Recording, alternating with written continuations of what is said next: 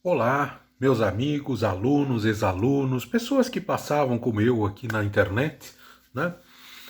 Eu sou Oswaldo Campos Júnior, biólogo formado pela USP, professor, consultor, palestrante, escritor, e hoje quero falar com vocês sobre fascismo e nazismo. Estava trabalhando aí e olhando a internet e vi tantas coisas, tantas pessoas falando sobre fascista, o nazismo, esse é fascista, aquilo é nazismo, não sei o que eu resolvi olhar um pouquinho esse tema e acabei fazendo, rascunhando um texto aí, uma colcha de retalhos, né? E vamos trabalhar ele agora. O nazismo tem característica nacionalista, imperialista e tende a se desenvolver ativamente em guerras. O fascismo também tem característica nacionalista e é antissocialista. O nazismo foi um movimento ideológico surgido na Alemanha e é comumente associado ao Partido Nacional Socialista dos Trabalhadores Alemães, comandado por Adolf Hitler, de 33 a 45, me parece. Apesar de muitos o considerarem uma versão extrema do fascismo, a principal diferença é que o movimento nazista acreditava no racismo científico. E o que é isso, racismo científico?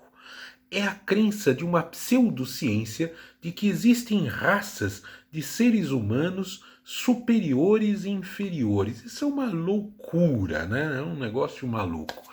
Parte dos alemães, sob influência do partido nazista, passaram a acreditar que a raça ariana era superior a todos os outros grupos humanos, sendo os judeus o alvo principal dos seus preconceitos e dogmas. Por isso, os nazistas são ditos antissemitas, o que se refere especificamente ao preconceito contra judeus em geral, apesar do fato de existirem outros grupos de idiomas semitas, como árabes, etíopes e assírios, e nem todos os judeus empregarem a língua semita, né? Mas se a gente fosse estudar um pouquinho mais de história, a gente ia ver que tem muitos fatores econômicos nessa história. Mas a origem da palavra nazismo está ancorada na junção das palavras nacional-socialismo.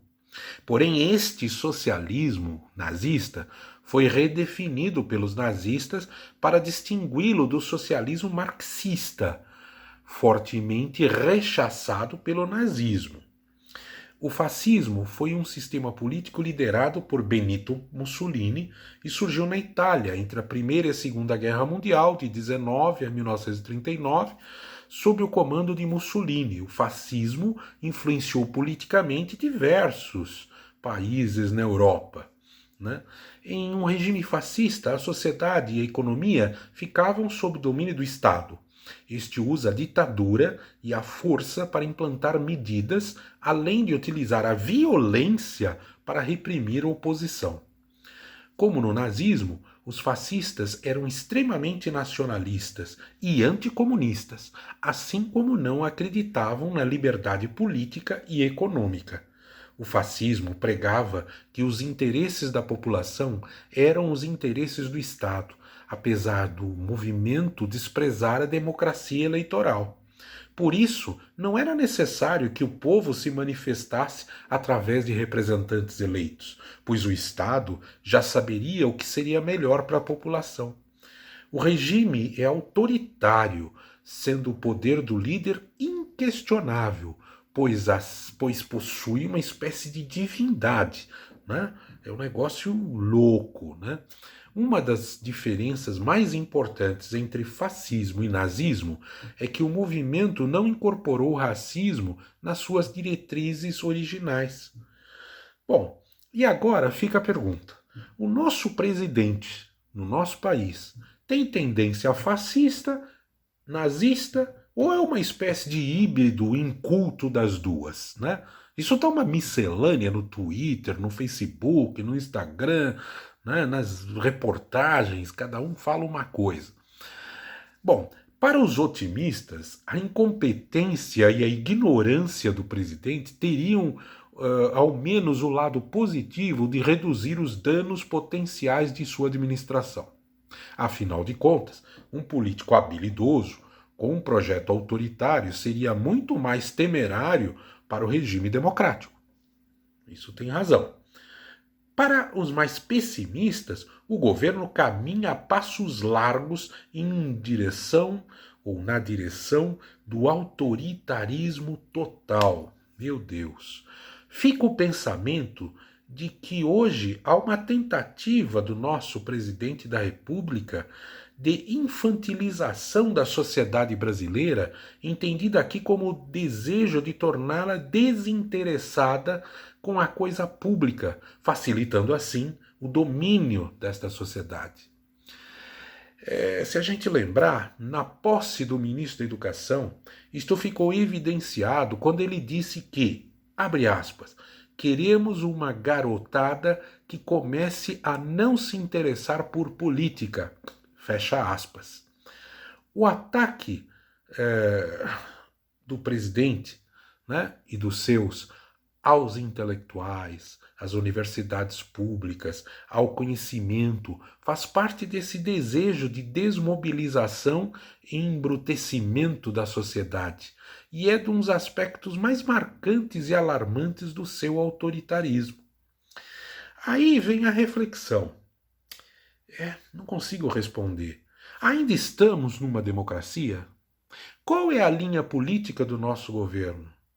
Quais são as questões econômicas que explicam essas atitudes? Qual a finalidade da destruição de todos os níveis do poder constitucional? Qual a finalidade de tanto sofrimento da sociedade e da destruição da imagem do nosso Brasil no exterior? A reflexão nos coloca pensando que nos deparamos com uma luta que não é nem a favor de um regime de direita e nem de favor de um regime de esquerda, e sim uma luta contra um regime destruidor da cultura, destruidor da educação, do saber, das belas artes, da sociedade, da ciência, da saúde. Uma luta pelo bom senso, por valores, pela ciência e contra a mediocridade, contra o emburrecimento e empobrecimento cultural e econômico da sociedade. Bom, meus amigos, terminando, mais uma ideia para nossa, para nossa reflexão. Qual o nosso posicionamento sobre esse tema? O nosso posicionamento é baseado em nossas convicções e no exercício da nossa autonomia? Ou estamos sendo levados por mitos e fazendo parte de um rebanho irracional? Vamos exercitar a nossa capacidade de reflexão, meus amigos. Obrigado e até a próxima reflexão. Beijos.